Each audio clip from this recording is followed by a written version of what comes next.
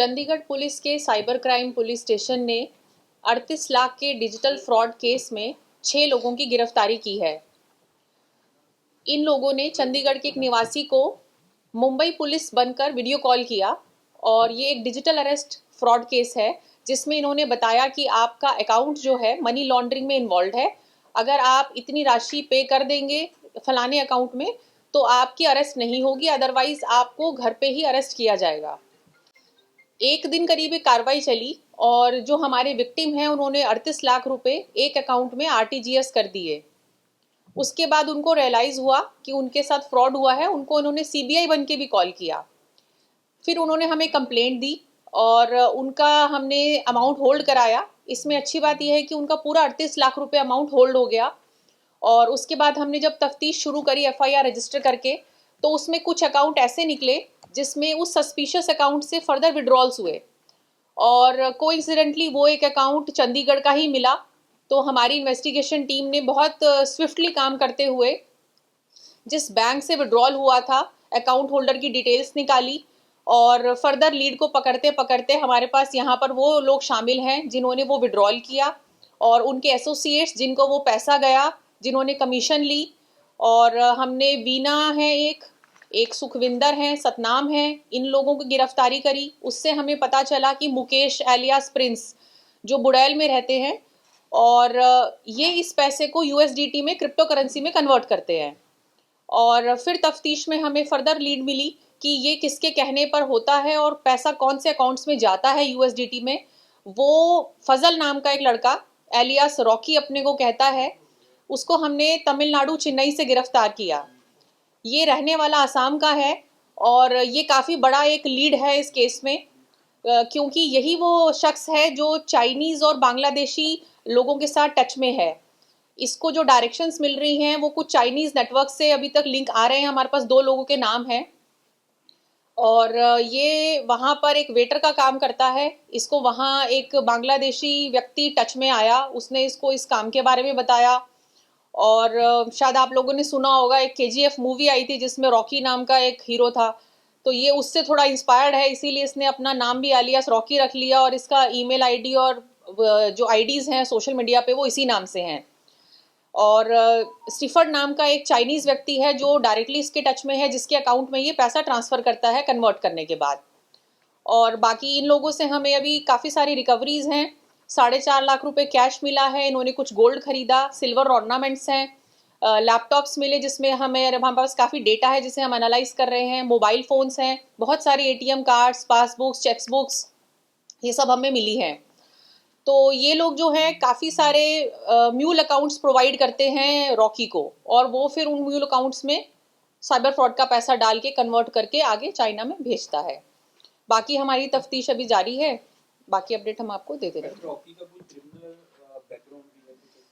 नहीं, इसका कोई क्रिमिनल बैकग्राउंड अभी तक निकल के आया नहीं है। 2 साल पहले ही आसाम से चेन्नई आया काम के लिए और फिर इसमें लग गया। मैम, इसमें जितने भी जो लोग गिरफ्तार किए हैं इनका कोई क्रिमिनल बैकग्राउंड, इनका प्रोफाइल क्या है अभी तक जो इनिशियली इन्वेस्टिगेशन में? इनमें से किसी का कोई क्रिमिनल बैकग्राउंड नहीं अभी तक सामने आया है। ये साइबर फ्रॉड में ही पहली बार इन्वॉल्व हैं।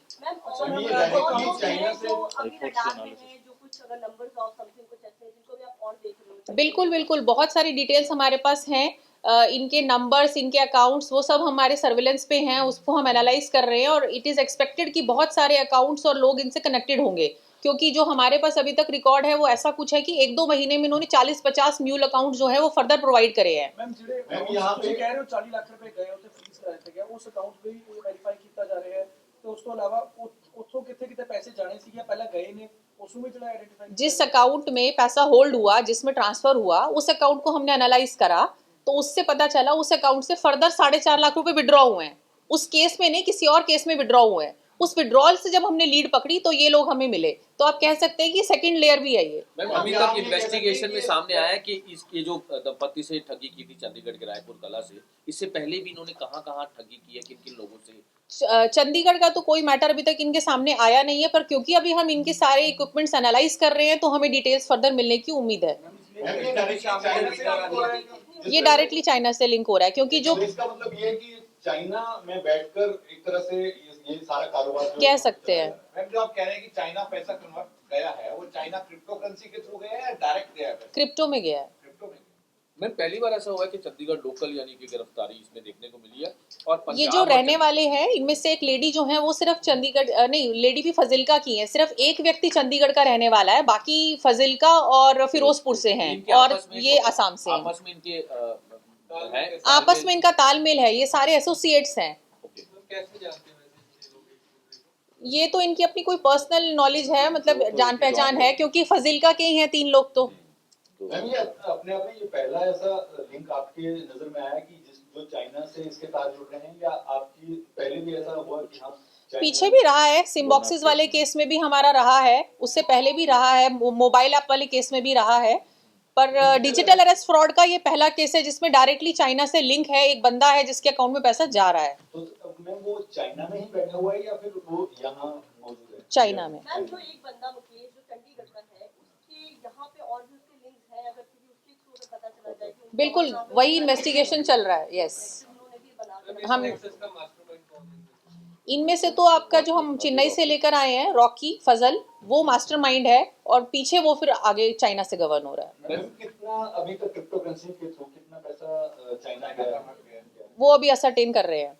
मैम डिजिटल अरेस्ट के मामले पहले भी जैसे आप लगातार लोगों को भी अवेयर करते हैं, हालांकि ये किस तरह से आप लोगों को अवेयर कर रहे हैं और भी कुछ अवेयरनेस, क्योंकि लगातार इस तरह के मामले सामने आ रहे हैं डिजिटल हाँ अरेस्ट जी, के। अभी हमने डोर टू डोर कैंपेन भी एक शुरू करा हुआ है जिसमें हमारा स्टाफ जाकर घर घर, स्पेशली बुजुर्ग लोगों को जो अकेले रह रहे हैं उनको समझा के आता है कि इस तरह से पुलिस कभी कॉल नहीं करती, आपको वीडियो कॉल नहीं करती, आपको फोन पे अरेस्ट नहीं करती, आपसे कभी फोन पे पैसे नहीं मांगती।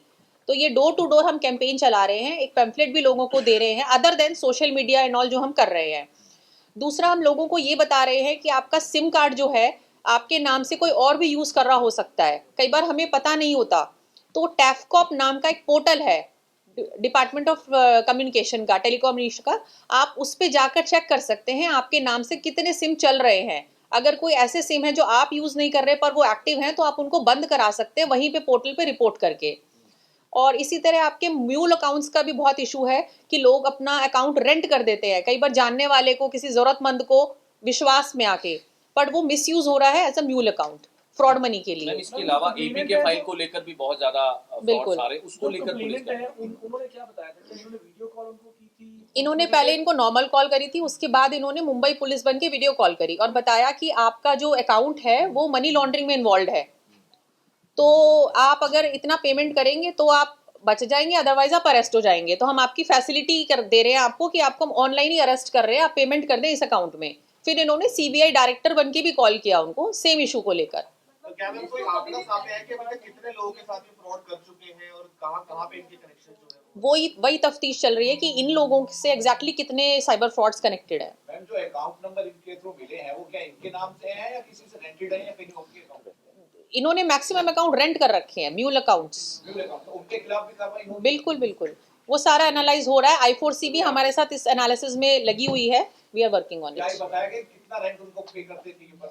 कमीशन है, जैसे फर्स्ट लेडी को हमने जिसको पकड़ा उससे 4.5 लाख रुपए निकाले, तो उसने बोला कि मैंने as it is amount as a commission next बंदे को दे दिया। तो यानी कि कमीशन बेस्ड ही होता है मैम जिस तरह से साइबर 5 से 10% का इनका कमीशन रेट रहता है। साइबर फ्रॉड के लगातार जो दायरे हैं अलग बढ़ रहे, कभी इन्वेस्टमेंट के नाम पर, कभी डिजिटल अरेस्ट, कभी एपी के फाइल, इसको लेकर जैसे आपने बताया कि लगातार अवेयरनेस की जा रही है, लेकिन अब ये जैसे चंडीगढ़ से या पंजाब से अब ये कनेक्शन आ रहा है, तो कहीं ना कहीं अब लोकल भी इस तरह की बिल्कुल, हमारी एक एक्सरसाइज है जो अभी बहुत ही जल्द आप देखेंगे ग्राउंड पे, आपको उसके रिजल्ट्स दिखेंगे। जो हमारे यहाँ पर एग्जिस्टिंग लोग हैं जिनके कहीं ना कहीं म्यूल अकाउंट्स यूज हो रहे हैं या फिर जिनके सिम्स यहाँ पर यूज हुए हैं साइबर फ्रॉड में और वो हमारे रेजिडेंट है, उन पे हमारी एक बड़ी मुहिम चल रही है and soon you will see action. Ma'am इनको लीड्स कहाँ से मिलती है? जैसे इनकी भाषा में इनको लीड बोलते हैं, किसी अकाउंट में पैसा पड़ा, मान लो मेरे पड़ा, ये लीड्स इनको बैंक से मिलती है या कोई और साइबर का या आईटी का इसमें इन्वॉल्व है? नहीं, देखिए ना सोशल मीडिया पे हमारा कितना डेटा अवेलेबल है, बहुत सारी तरह से अवेलेबल है। It is not only account, हमारी बहुत सारी एक्टिविटीज से हम खुद ही अपने को पब्लिक कर देते हैं। तो ये वो एनालिसिस करके डेटा बैंक क्रिएट करते हैं और फिर उनको यूज करते हैं। ਤੁਸੀਂ ਦੇਖ ਰਹੇ ਹੋ ਸਟਾਰ ਨਿਊਜ਼ ਪੰਜਾਬੀ।